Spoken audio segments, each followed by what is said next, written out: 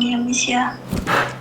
Nah terus Mita itu udah telat 2 minggu, jadi Mita itu udah ditelepon terus dia ancam-ancam mau datang ke sini. Sementara Mita kan finish kontraknya itu 3 bulan lagi. Mita takut kalau dia ke sini Mita diinterminir sama bos Miss, bantuin Mita Miss. Oke, mau bantuinnya kayak apa? Bisa nggak Miss kalau Mita bantuin bayarin dulu banknya 3 bulan, 3 kali bayar lagi. Nah nanti Mita bayarin nyicil per bulan sama Missnya. Maksudnya? Sedikit-sedikit. Kalau bisa minta tolong bayarin dulu Bang Mita kan 3 kali bayar lagi biar mereka semua selesai. Nah nanti Mita sama Missnya bayarnya sedikit-sedikit setiap bulannya gitu Miss untuk ngulanginnya ke Miss. Bisa nggak Miss? Maksudnya kamu pinjam uang ke saya? Iya gitu Miss. Bisa nggak Miss? Lah, maaf. Aku kenal kamu nggak, Dok? Enggak, Mita ini sering lihat di Facebook, ya kan di TikTok Miss. Ngerti, tapi kan saya tidak pernah ngutangin orang, sayang. Ya bantu Mita bisa nggak Miss? Dok, saya itu kalau masalah uang jangan kamu, adik saya saja saya nggak boleh ngutangin. Nggak boleh. Nggak boleh, kalau nggak boleh minta tolong Miss bayarin Miss, bisa nggak Miss? Sama ini juga kan Mita juga kan 3 bulan lagi habis kontrak. Kalau bisa sekalian minta cariin majikan gitu Miss. Mbak, ini dua konsep yang berbeda ya. Sampean minta saya bayarin utang bank, terus sampean mau cari majikan tempat saya. Saya bilang saya tidak mau berurusan dengan utang, Mbak. Karena apa? Saya nggak kenal sampean kenal saya, tapi saya nggak tahu sampean. Jangankan ini, saya membantu orang ngasih uang pulsa, saya aja dijelek-jelekin. Apalagi kamu utang sama saya, ujung-ujungnya benci. Ujung-ujungnya benci dan bertengkar. Apalagi 3 bulan. Nggak kayak gitu. Konsepnya nggak kayak gitu. Kamu punya utang, kamu punya tanggung jawab untuk bayar. Kenapa kamu uang sudah diambil? Mereka itu tidak minta uangmu, mereka itu minta uangnya sendiri. Bank itu minta uangnya. Ya resiko dong. Iya Miss, Mita tahu Miss, tapi kan Mita juga di sini kan makannya beli sendiri, apa-apa beli sendiri. Kamu tahu beli sendiri ngapain utang bank? Mita juga terpaksa Miss, Mita kan harus ngirim keluarga juga Miss, Mita punya anak 2. Mbak, kalau kamu tidak bisa membayari utangmu, ya kamu harus pulang Indonesia, dipecat, dilaporkan polisi. Dan kamu kalau sampai majikan melaporkan ke imigrasi, itu menjadi catatan buat kamu. Kalau penagih utangnya naik ke rumahmu, bisa-bisa kamu dipecat tanpa uang, karena mengganggu ketentraman majikan. Kalau kamu pinjam sama Miss Yuni, saya katakan tidak. Bantuin Mita Miss. Bisa nggak bayarin Mita banknya Miss? 3 kali bayar lagi Miss. Mbak, kalau orang sudah kena utang, rasa malu itu sudah hancur, tau nggak? Dan sampean nggak bisa mikir lagi. Saya itu bantu orang yang meninggal, orang yang sakit. Kamu punya utang itu kamu buat sendiri, sayang. Nggak ada dalam konsepnya utang itu, nggak ada. Saya minta maaf. Jadi nggak bisa bantu Miss? Tidak, saya katakan tidak untuk utang.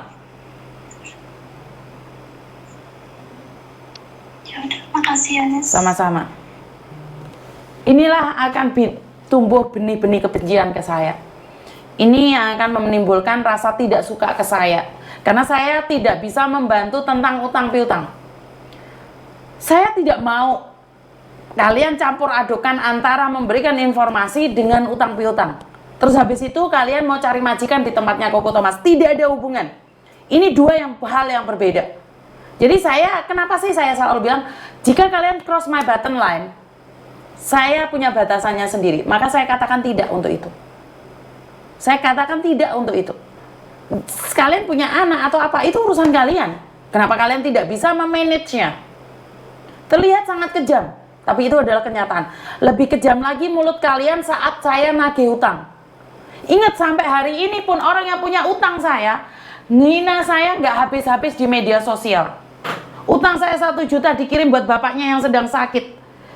Dia minta pulsa, dia minta makan ke kantor saya, dia minta apapun. Bukan ucapan terima kasih yang saya dapatkan. Hujatan demi hujatan sampai hari ini pun tidak berhenti. Saya punya resitnya. Kalau saya ingin menjatuhkan, saya akan jatuhkan dia. Sama dengan cara dia menjatuhkan saya. Tapi saya tidak ingin menjatuhkan dia. Ini menjadikan saya pelajaran. Orang yang selama ini gancet sama saya, selalu ada apa-apa, Mbak Yuni, apa Mbak Yuni, sekarang menjadi musuh terbesar saya. Orang yang paling membenci saya, orang yang paling menghujat saya secara brutalitas, secara totalitas dia membenci saya. Jadi saya tidak ingin mengulangi lagi kesalahan ini. Setahun yang lalu, 2 tahun yang lalu, dia menjadi penghujat yang paling keren di dalam hidup saya. Hanya gara-gara uang 1 juta. Gara-gara uang 1 juta dia menghujat saya habis-habisan. Enggak, tidak. Saya sudah sampaikan ini berkali-kali. Kalau kalian tiba-tiba telepon saya minta uang, saya katakan tidak. Kalian boleh membenci saya, tapi saya tidak akan pernah membenci kalian. Pengalaman yang terindah dalam hidup saya, seorang yang dulunya baik selalu datang ke kantor saya, Mbak minta pulsa smartphone, Mbak iki ngano kasus, Mbak aku sekarang nggak ada pulsa ngangkat telepon, Mbak ini, bahkan setiap bulannya saya jatah dia buat beli pulsa. Dan di akhir cerita dia pinjam uang dikirim bapaknya yang sedang sakit, dan hari ini saya pun belum pernah meminta uang itu kembali. Dia menghujat saya habis-habisan, dia memaki saya habis-habisan secara brutal dan totalitas. Saya tidak pernah membalasnya. Tapi bukan berarti saya tidak sedih. Bukan berarti saya tidak sakit hati dengan apa yang dia lakukan. Dia perlihatkan foto bapaknya yang sedang jekangkan. Dia perlihatkan ibunya yang serba kekurangan. Saya cuma bilang, gajimu mana? Ada Mbak, tak simpen. Tapi kenapa bapaknya butuh dia minta sama saya? Hah? Kan gak lucu. Dia mengetahui tentang peraturan-peraturan yang ada, tapi dia sendiri jualan nasi zaman dahulu kala. Kenapa? Karena orang tahu, sadar kesalahannya masa lalu. Saya pahami itu. Dia teriak-teriak tentang partem, tapi dia sendiri pernah partem. Oh iya, karena dulu dia tidak tahu. Tapi kalau masalah utang, saya katakan tidak. Saya katakan tidak. Siapapun itu. Kalian boleh membenci saya secara brutal, tapi saya tidak untuk uang. Saya akan memberikan. Ada kemarin salah satu gereja yang butuh bantuan, saya kasih. Ada masjid yang saya kasih. Ada juga apa sih? Gak tahu apa namanya, saya kasih. Tapi saat orang itu yang meminjam, saya tidak. Saya katakan tidak.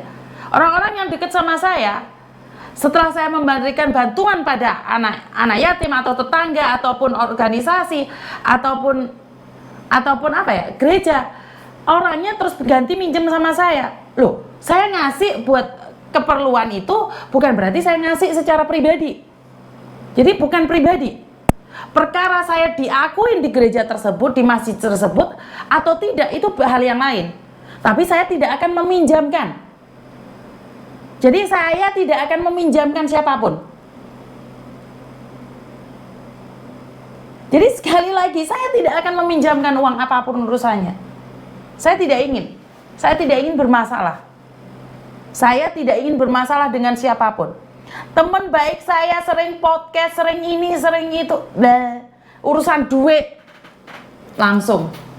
Urusan duit langsung. Langsung secara brutal membantai saya habis-habisan. Jadi saya pribadi aja merasa malu lihat gayanya yang wow, keren, seksi, hebat. Ternyata kosong. Saya tidak memiliki apapun. Tapi saya selalu bekerja ikhlas, bekerja dengan cara saya. Karena saya tidak ingin utang uang atau apa menjadi pemutus komunikasi. Akhirnya mencari celah, setiap gerak-gerik saya dihujat. Saya cuma mikir, saya ada buktinya loh. Saya ada buktinya loh. Harusnya saya yang menembak, tapi saya belum pernah publikasikan. Saya belum pernah publikasikan siapa orangnya. Tapi pasti orangnya merasa kok. Dan orang lain nggak tahu, antara kau dan aku aja yang tahu. Ada 3 atau 4 saksi waktu itu. Sampai salah satu teman saya itu ngomong, "Wah, Rene njuk mangan tok, atau utang duit Yuni maneh ta?" Itu kata-kata teman saya. Jadi kita ada berteman 3 atau 4 orang, selalu datang minta uang sama saya, selalu makan kayak majekin. Apa bedanya? Minta pulsa setiap saat, setiap waktu.